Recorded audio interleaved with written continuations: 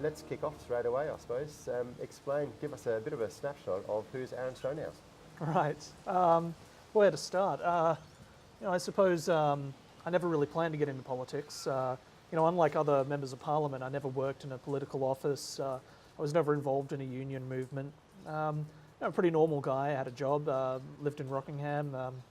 When the Liberal Democrats were looking for a candidate in WA, I volunteered, put my hand up.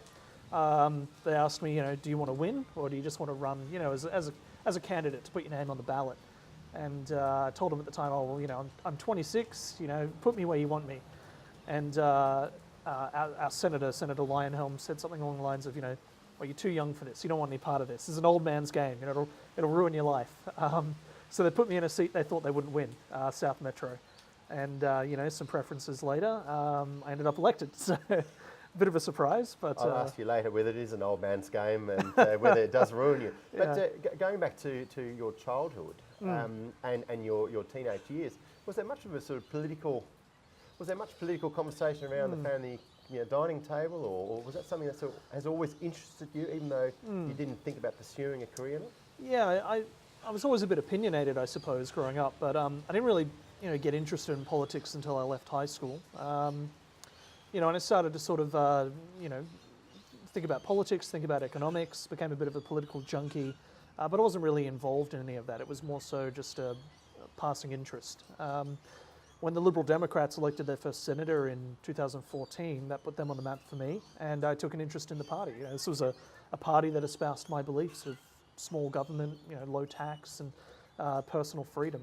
So I joined up, and when the state election came along, that's when I volunteered. And where did some of those views come from, or what sparked you to even look at the Liberal Democrats? Is there family connection? Is this just on the back of your own sort of research and your reading and your interests? Well, I'm Christian. I was raised Christian, and I'm not a Bible thumper or anything, but something central, I think, to Christian theology for me is personal choice and free will, and so that bleeds into politics for me a little bit. And then as I took an interest in economics, then I started reading, people like F.A. Hayek and Milton Friedman, and took a bit of an interest in how a free market operates and what sort of policy settings lead to human flourishing. That lended itself to sort of libertarianism and classical liberalism. And as I started to research it more, went further and further down the rabbit hole and sort of arrived at this, classical liberal libertarian philosophy, and that's where I've stayed ever since. And what's the feedback been like from your mates, Aaron, the guys you sort of kick around with? They described you, written you off as mad. Not so much. Now a lot of my political, rantings and ravings make a lot of sense. So, it's still pretty normal though. I work longer hours now and I have a bit of a public profile, but my life hasn't changed all too much.